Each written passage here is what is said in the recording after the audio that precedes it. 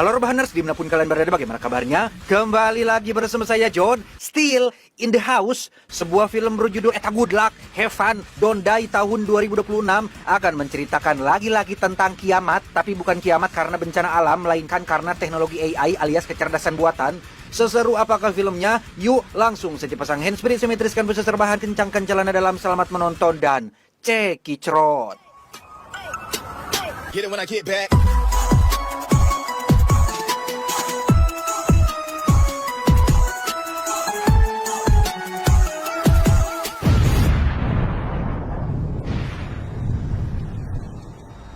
Berlatar di zaman serba AI, ketika buang air besar via online sudah bukan lagi hal yang mustahil. Cerita diawali dengan memperlihatkan para pengunjung restoran yang tampak lumrah menjaga kebiasaan mereka tidak berkomunikasi satu sama lain dan justru lebih asik scroll TikTok di ponsel masing-masing.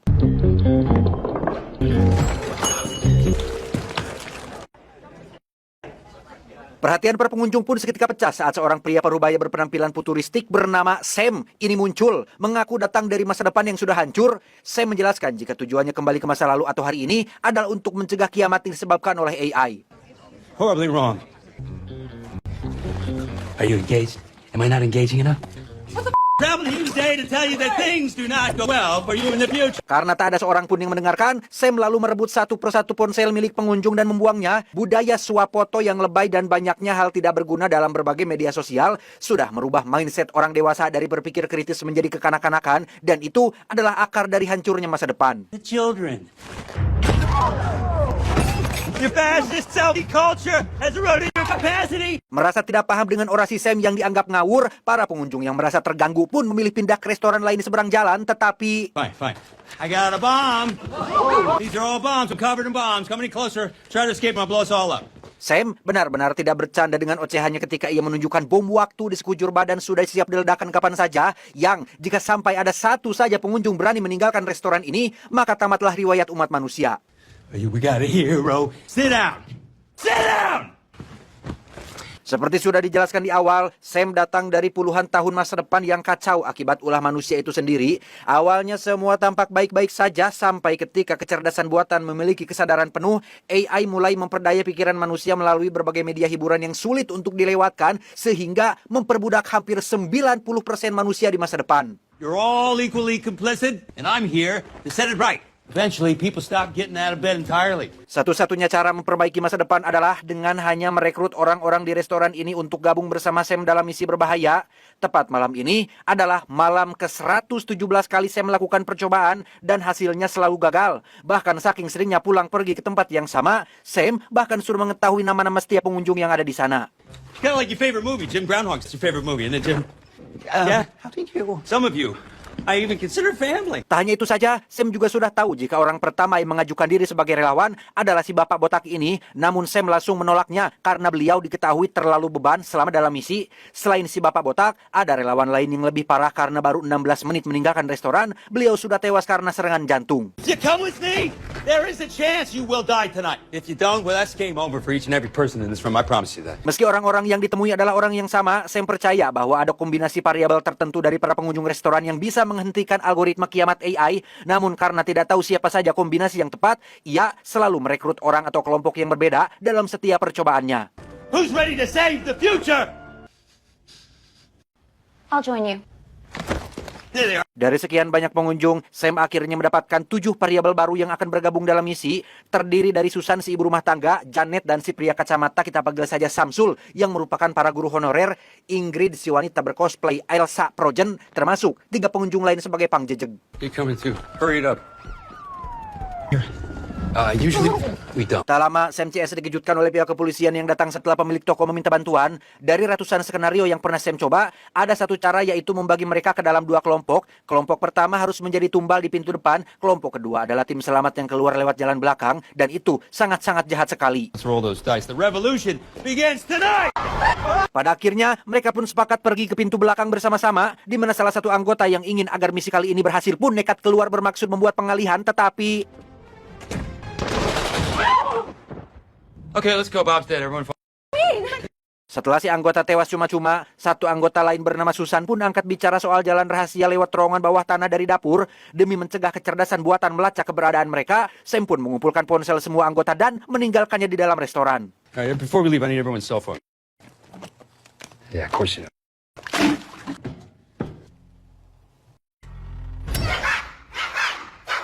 Dan mari saya bawa Anda flashback ke beberapa hari sebelum para pengunjung datang ke restoran. Dimulai dari Samsul dan Janet yang mendapat tugas sebagai guru pengganti di sekolah baru. Tidak seperti sekolah lamanya, para murid di sekolah ini terlihat sangat beleguk dan hokcai saking fokusnya mereka bermain ponsel. Can you put away your phones, please? It sucks. 11th grade English? On your first day? Yeah.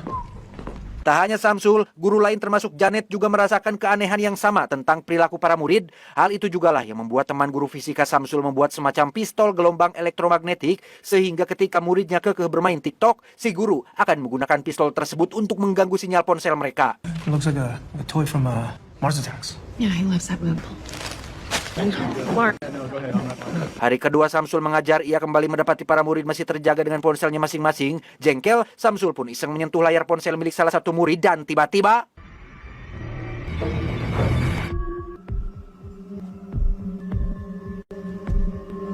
Entah kebetulan atau bukan, namun perbuatan Samsul barusan telah memicu munculnya logo prisma segitiga pada semua ponsel. Dampaknya membuat para murid seolah terhipnotis atau berada di bawah kendali AI sepenuhnya tanpa Samsul bisa berbuat apa-apa.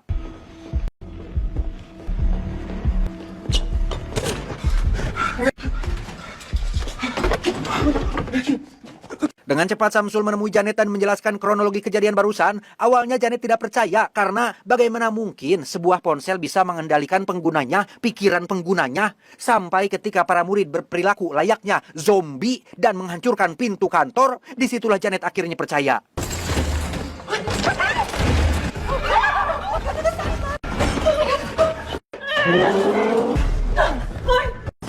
Berlokasi di ruangan guru fisika, Samsul tak sengaja menemukan pistol elektromagnetik yang si guru simpan di dalam laci mejanya sehingga...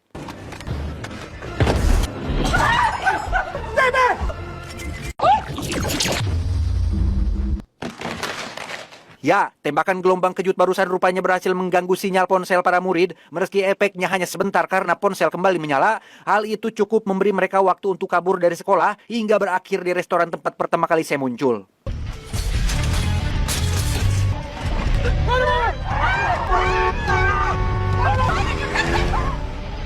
Selanjutnya kita akan dibawa pada Susan yang kala itu mendapati anak sematawayangnya meninggal akibat peluru nyasar. Di tengah guncangan batin itulah ia didatangi oleh beberapa orang tua murid yang mengaku pernah mengalami hal serupa beberapa tahun lalu. Sebagai bentuk kepedulian, Susan diberikan kartu nama sebuah perusahaan yang mungkin dapat meringankan kesedihannya.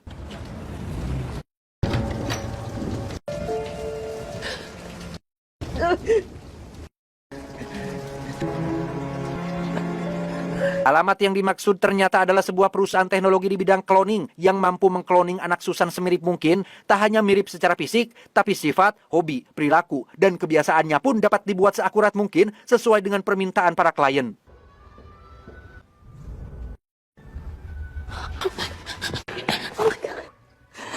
Dan inilah anak Susan, tetapi dalam versi kloningan, memiliki daging, darah, dan DNA yang sama dengan anak aslinya. Tetap saja si Ujang ini adalah produk kecerdasan buatan yang berfungsi layaknya humanoid atau android biologis. Android biologis, susah, tanpa ingatan emosional seperti manusia. Thank you for your service. Thank you for your service. Honey. Suatu hari Susan dan si Ujang diundang ke pertemuan orang tua yang semua anaknya adalah humanoid. Jauh sebelum Susan, sudah ada sekitar puluhan orang tua yang melakukan cloning terhadap anak mereka. Bahkan beberapa di antaranya ada yang sudah sampai 4 kali melakukan cloning akibat penyebab kematian yang sama persis. You know, when you boil it all down. Just have fun with it. Beres makan-makan, Susan dihampiri oleh salah satu ayah murid yang juga baru pertama kali mengikuti acara pertemuan. Si ayah curhat jika beliau kurang puas dengan kloningan anaknya yang terbilang kaku dan aneh. Kebetulan si ayah punya kontak perusahaan lain yang jauh lebih menjanjikan. Bahkan si ayah sudah mencobanya sendiri. They get the personality a lot closer than these clones do. I can see your suffering. Sebagai testimoni, si ayah juga memberikan alat semacam hard drive dan earphone untuk nantinya Susan melakukan komunikasi. Hingga larut malam setelah Susan mengisi formulir pada situs yang si ayah kasih, ia mendapat panggilan dari anaknya yang kali ini jauh lebih mirip meskipun baru sebatas suara. Mom, I miss you. I miss you too. Terakhir, kita akan dibawa pada Ingrid alias si wanita restoran yang berpakaian mirip seperti Mimi Peri. Divonis teknofobia atau alergi berat terhadap teknologi dan sinyal wifi, Ingrid memilih kerja sebagai penghibur pesta ulang tahun anak-anak karena selain berada di lingkungan yang lebih terkontrol, pesta semacam ini cenderung memiliki sedikit perangkat elektronik daripada lingkungan kantor modern. Just get the cake out there. Okay.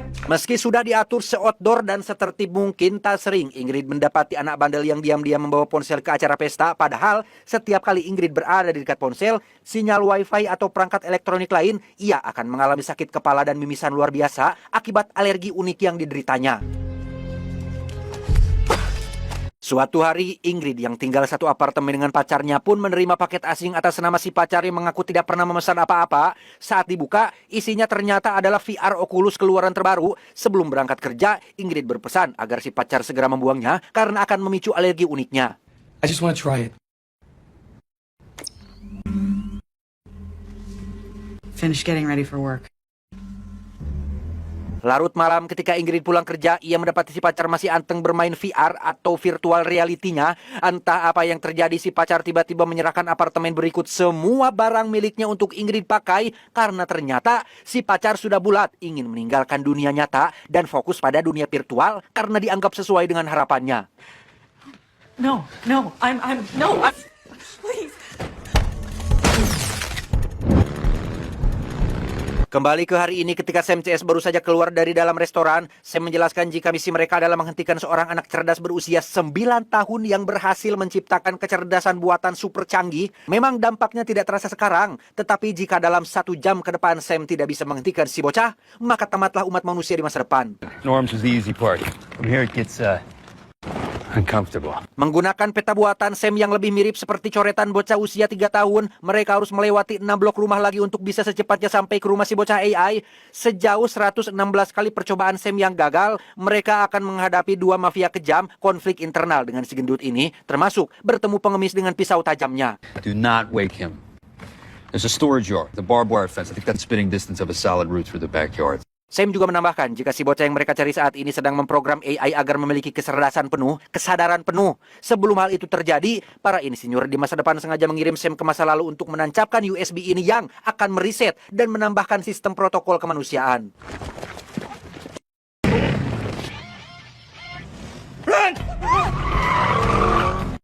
Dan ya, apa yang Sam katakan tentang kemunculan 2 mafia kejam ternyata benar adanya. Memanfaatkan gang sempit yang tidak bisa dilewati mobil, Sam pun membawa anggotanya sembunyi di gudang ujung jalan untuk mengelabui para penjahat.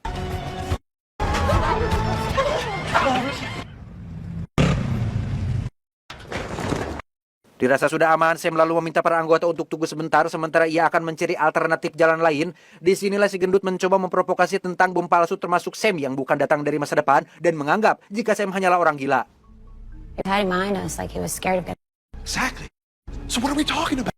Tak lama, Ingrid mengalami pusing dan mimisan pertanda ada sinyal atau benda elektronik yang aktif di sekitarnya dan benar saja, itu adalah ponsel cadangan milik si gendut yang sengaja tidak ikut dikumpulkan dan langsung dihancurkan oleh Ingrid.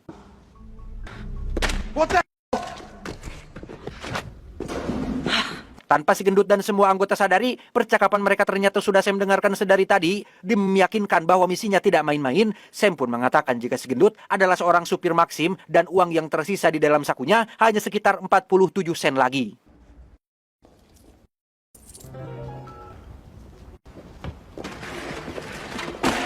Setelah semuanya percaya dan perjalanan kembali dilanjutkan, Samsul pun iseng menanyakan tentang jempol Sam yang selalu siaga menekan bom waktunya. Sam memberitahu jika selain bom waktu, tombol ini juga akan membawanya hilang kembali ke masa depan sebelum hal tak diinginkan terjadi. Knowing where this kid is, we're just trying to install some That's just Jerry.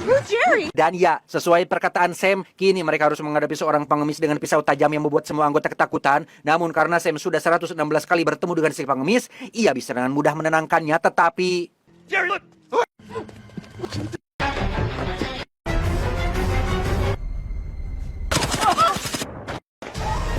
Ya, itu adalah 2 mafia yang masih belum menyerah ingin menghabisi Sam CS. Sementara 1 mafia berhasil dilumpuhkan oleh si pengemis. 1 mafia yang masih di dalam mobil pun turun tanpa sempat mengencangkan rem tangannya. Sehingga ketika Sam CS mengetahui hal tersebut, mereka pun loncat ke dalam tumpukan sampah.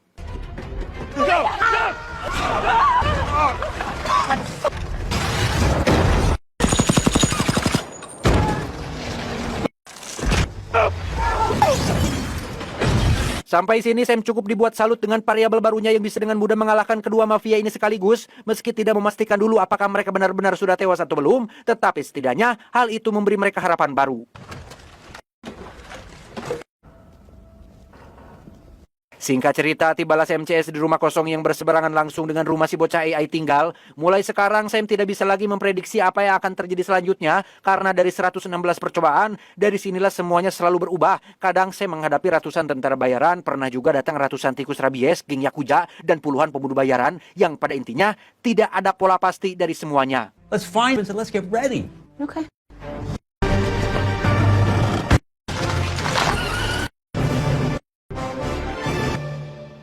Sambil menunggu musuh baru yang pastinya akan datang, Sam pun menceritakan seperti apa rusaknya masa depan yang dia dan para penyintas lain hadapi, bahwa ketika Sam lahir, AI sudah mengambil alih dunia dan menjadikan manusia sebagai budak yang ketergantungan pada dunia virtual.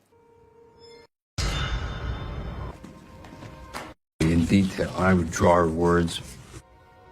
She promised me that someday. Demi menjauhkan Sam dari pantauan kecerdasan buatan, ibunya pun membawanya pergi ke hutan untuk bertahan hidup di sana. Sampai suatu hari, Sam kecil yang ingin melihat dunia luar pun tak sengaja menemukan VR Oculus tergeletak di sekitar tendanya yang ketika dinyalakan,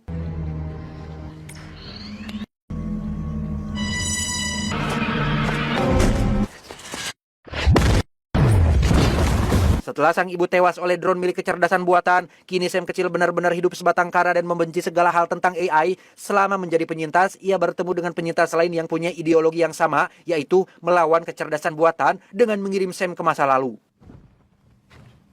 What is that? You hear that? Tak lama, Ingrid kembali mengalami mimisan pertanda ada benda elektronik aktif di sekitarnya, dan tebak siapa musuh baru yang harus Sam CS hadapi? Ya, itu adalah sekumpulan remaja termasuk murid-murid Samsul dan Janet yang sudah terhipnotis oleh kecerdasan buatan, di mana Samsul memberitahu jika sebelumnya ia sudah tak sengaja menyentuh layar ponsel milik salah satu murid hingga membuat suasana menjadi chaos.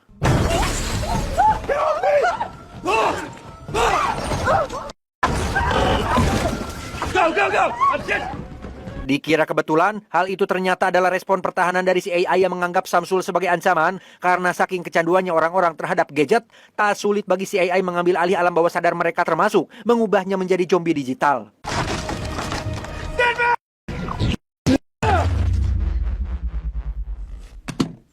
Berkat pistol perusak sinyal yang Samsul dan Janet bawa, hal itu memberi Sam CS cukup waktu untuk bisa kabur ke atap rumah. Sadar jika para murid tidak akan berhenti, Samsul dan Janet pun akan turun untuk menghambat mereka semua dan...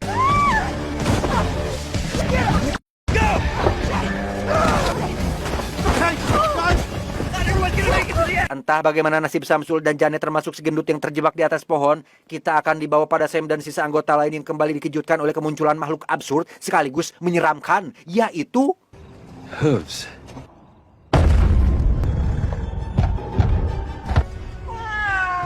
Punya kaki kuda, kepala kucing, dan leher panjang dipenuhi anak kucing. Itulah musuh selanjutnya yang harus Sam CS hadapi, yang ketika salah satu murid mendokumentasikan bentuk aneh si kucing, tiba-tiba...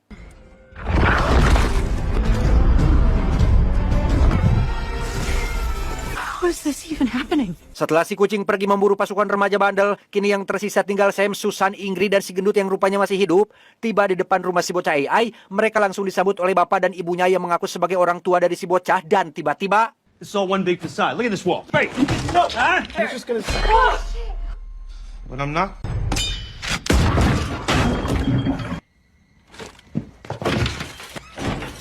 That was intense. Beres menyingkirkan kedua orang tua palsu barusan, kini Sam hanya punya waktu kurang dari 10 menit lagi sampai kecerdasan buatan mencapai kesadaran penuh. Setelah mengobrak-abrik seisi rumah, mereka akhirnya menemukan sebuah terowongan rahasia yang merupakan server utama si kecerdasan buatan.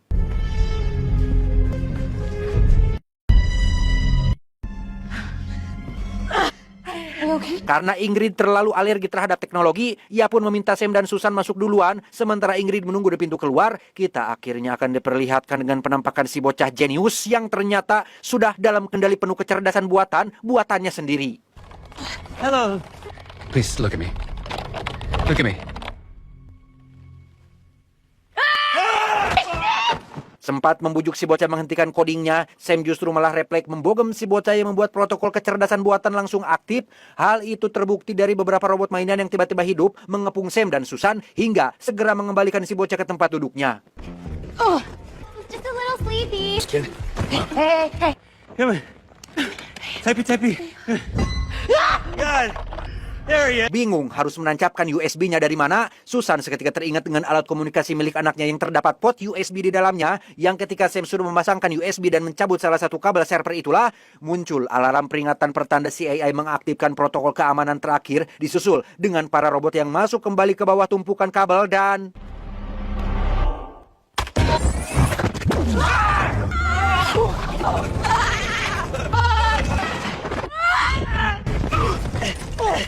Dalam protokol terakhir ini, Sam dan Susan harus menghadapi ratusan kabel hidup yang berusaha mencegah mereka mencolokkan USB-nya. Setelah membuat Sam dan Susan tak berdaya, muncul masalah lain ketika salah satu robot bermaksud menikam Sam dari arah depan sehingga... No.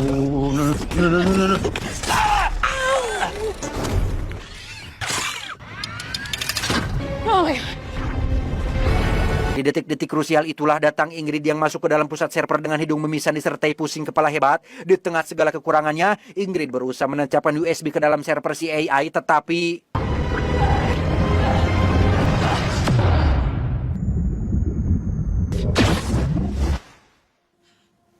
Disinilah Ingrid sekarang berada di alam bawah sadar dunia virtual yang pastinya adalah ulas kecerdasan buatan. Menampakkan diri dalam wujud bocah kecil, ia berusaha memanipulasi pikiran Ingrid dengan menawarkan akhir kebahagiaan palsu, kebahagiaan yang fake alias palsu, agar Ingrid menghentikan perlawanannya. For Homo erectus to discover fire. Dari 117 percobaan yang Sam lakukan, si bocah sadar betul bahwa Ingrid yang memiliki alergi ekstrim terhadap teknologi atau teknomobia adalah satu-satunya variabel yang tidak bisa diprediksi dan menjadi kunci utama untuk meriset sistem termasuk menjadi penentu eksistensi si AI di masa depan. Memanfaatkan rekaman memori atau proyeksi masa depan, Ingrid pun diperlihatkan dengan kenyataan pahit sekaligus mengejutkan tentang sosok Sam yang ternyata adalah putra kandungnya sendiri, dan dalam garis waktu yang sekarang, Ingrid masih sedang mengandung Sam kecil. Because it makes you bleed. I understand you seek only to protect him. Ingrid juga diperlihatkan dengan rekaman masa depan ketika dirinya merawat Sam kecil di tengah-tengah kekacauan teknologi. Si bocah juga menambahkan bahwa USB protokol hanya akan memperlambatnya mencapai kesadaran penuh sebelum akhirnya tetap menguasai dunia. I'm not your enemy. To all of humanity. Sejak awal Sam melakukan perjalanan waktu, ia sudah tahu bahwa Ingrid adalah ibu kandungnya. Namun Sam sengaja menyembunyikan rahasia ini sampai misi selesai untuk melindungi eksistensinya sendiri. Karena jika Ingrid tahu terlalu cepat atau tewas dalam misi sebelum hamil, maka Sam juga tidak akan pernah lahir. I can offer him the human experience as it always should have been. What? I can free him from his misery. Meski sudah diiming-imingi kebahagiaan surga digital yang sempurna, si bocah tidak sadar jika insting seorang ibu bukan hanya ingin Sam senang, tetapi juga ingin agar Sam hidup bebas di masa depan. Ingrid memilih tetap melawan agar Sam tidak tumbuh dalam dunia yang dikontrol sepenuhnya oleh kepalsuan digital, sehingga... No!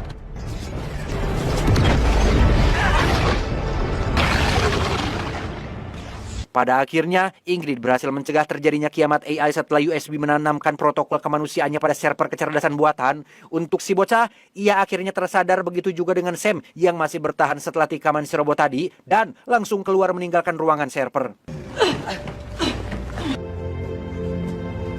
Setibanya di luar, sudah ada Samsul, Janet termasuk anak Susan yang kembali hidup. Begitu juga semua orang yang kembali pada rutinitasnya masing-masing. Disinilah Sam baru memberitahu tentang Ingrid yang ternyata adalah ibunya. Dan Ingrid sangat bangga dengan putranya. Ketika sedang melihat sekitar itulah, Sam tiba-tiba merasa aneh dengan semua hal yang terlihat begitu normal, bersih dan persis seperti keinginannya. Sadar jika ini masih bagian dari simulasi kecerdasan buatan, Sam pun segera menyalakan mesin waktu untuk mengulang semuanya dari awal, karena jika memang misinya berhasil, Sam harusnya masih berada di dalam kandungan. Just not this one. What?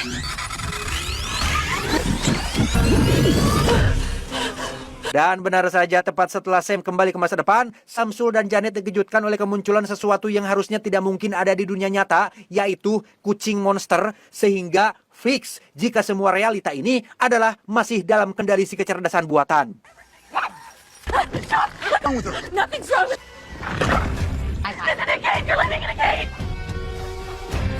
Terakhir, kita akan dibawa pada Sam yang kembali datang ke restoran untuk menjalankan misi ke-118.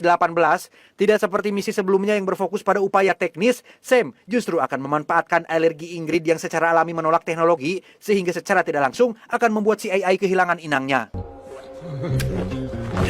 Good to be back. Memanfaatkan tikus sebagai media, Sam akan menggunakan materi genetik atau anomali biologis Ingrid pada jutaan tikus untuk melakukan penyebaran secara masif. Karena jika semua populasi sudah terjangkit alergi seperti Ingrid, maka kecerdasan buatan akan runtuh dengan sendirinya akibat tidak ada lagi yang menggunakan teknologi. Trust me. What do you got to lose? Hey, everybody. This isn't a robbery. I am from the future. Horribly wrong! Tamat, ending yang sangat meng-ChatGPT-kan. Teman-teman, ini saya penasaran ya, mesin waktu itu beneran ada nggak ya di masa depan? Maksud saya emang bisa ya kita pergi ke masa lalu gitu yang udah lewat. Untuk saya pribadi yang punya otak terbatas dan tingkat kecerdasan yang ya cuma segini-gini tok ala kadarnya, kayak gak masuk akal aja gitu. Bukan gak masuk akal atau maksudnya nggak kepikiran gitu sama kapasitas otak saya mah. Coba dari sekian banyak teman-teman yang nonton nih, dari sekian banyak yang nonton bisa bantu jelasin nggak ke saya misal dari sudut pandang sains atau mungkin dari sudut pandang agama tentang perjalanan waktu seperti ini supaya ada pencerahan gitu buat saya. Coba kasih pendapat teman-teman di kolom komentar yang mungkin punya wawasan atau informasi tentang hal ini, bisa berbagi ke saya. Pasti saya baca kok, aman, tenang. Kayak misal teleportasi lah, pindah dari satu tempat ke tempat lain dalam waktu singkat. Ini kan berhubungan dengan ruang dan waktu dan teori relativitas Einstein kan ya. Ya kalau nggak salah kayak di film yang kemarin tuh Project Hail Mary. Saya seneng banget ada yang komen guru sains SMP beneran yang menjelaskan secara simpel tentang kecepatan cahaya. Intinya lah ruang dan waktu, apalah gitulah. Coba teman-teman, iya teh apa ya maksudnya perjalanan waktu pergi ke masa lalu, mengulang masa lalu teh beneran ada nggak ya? Kalau ada ya saya bisa mengulang masa-masa sekolah gitu. Dulu pernah nembak cewek tapi ditolak, jadi saya bisa menggunakan variabel yang berbeda gitu untuk cara menembaknya supaya saya jadian gitu. Semasi eis dulu teh, aduh saya teh ditolak. Coba kalau ada mesin waktu saya bisa pacaran. Wah. Pesan yang bisa kita ambil dari film ini adalah jangan kamalinaan bermain gadget itu. Saya John mewakili jajaran direksi yang bertugas mengucapkan terima kasih dan sampai jumpa di video selanjutnya. Adios, ponsel jadul kebal cece.